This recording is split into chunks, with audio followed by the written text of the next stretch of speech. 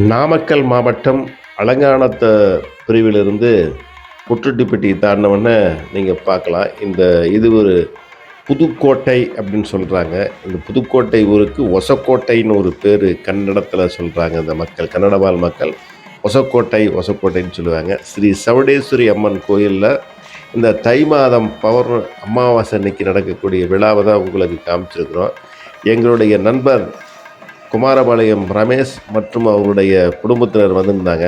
நாங்கள் போய் பார்த்தோம். அவர் சவுடேஸ்வரி அம்மனை சாமி கும்பிட்றவர். அவரும் கன்னடம் பேசக்கூடிய செட்டியார். அந்த நிகழ்வை நாங்கள் பார்க்க போயிருந்தப்ப இந்த அருமையான நிகழ்வு நடந்துகிட்டு இருந்தது. இது எல்லா ஊர்லேயும் கன்னடம் பேசுகிற மக்கள் இந்த மாதிரி தமிழகம் முழுவதும் தை 1ஆம் தேதியிலிருந்து தை அமாவாசைக்கு கொண்டாடக்கூடிய நிகழ்வு அந்தந்த பகுதிக்கு தகுந்த மாதிரி நடைபெறும். குமாரபாளையம், குருசாமிபாளையம், சேலம் இந்த மாதிரி பல இடங்களில் நடந்துட்டு இருக்குது. கோவை மாவட்டத்தில் கூட நடக்குது.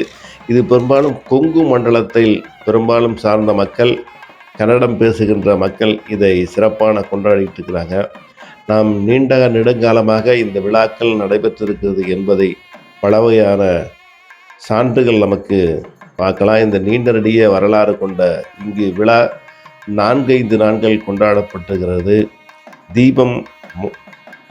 தீபத்தை ஏற்றி ஜோதியாக வழிபடுகின்ற மக்கள், தீபம் பல விழாக்கள் நடைபெறுகிறது. ஒரு சில விழாக்களை மட்டுமே உங்களுக்கு இங்கு பதிவிட்டிருக்கிறோம். நன்றி, வணக்கம். தொடர்ந்து காணொலியை பாருங்கள். நட்புங்கிறது பல வகை உண்டு. எங்கள் ரமேஷுங்கிறவர் 1ஆவதுலேருந்து 5ஆவது வரைக்கும் ஒன்றா படித்தோன்னு வச்சுங்களேன்.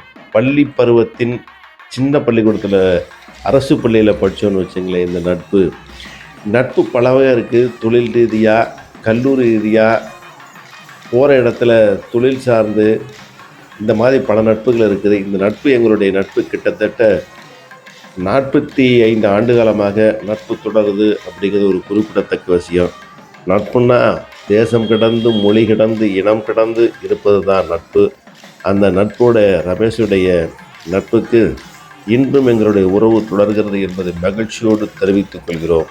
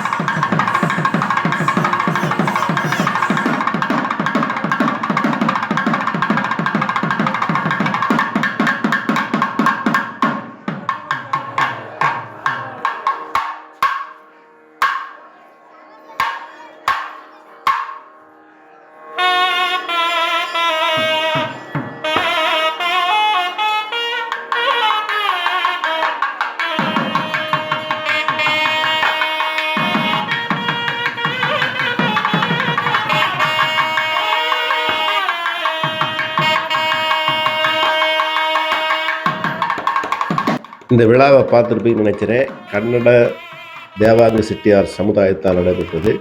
இந்த குதிரை இருக்குது பார்த்தீங்களா, குதிரை மேலே சவுடேஸ்வரி அம்மனை அலங்காரம் பண்ணி அருமையாக வச்சு சுற்றி வருவாங்க. முன்னால் பின்னால் ஜோதி புறப்படும் அப்படின்னு சொன்னாங்க. எங்களுக்கு கிட்டத்தட்ட 7 மணி ஆகும் அப்படின்னு சொன்னாங்க. சரி, நாங்கள் கிளம்பி வந்துட்டோம். இது பெரும்பாலும் கொங்கு மண்டலத்தில் தான் நடைபெறுகிறது என்பது குறிப்பிடத்தக்கது. கொங்கு மண்டலத்தில் இந்த கன்னட தேவாங்க செட்டியார் அதிகமாக இருக்கும் பகுதியில் இந்த விழாக்கள் எல்லா ஊர்களிலும் நடைபெறுது.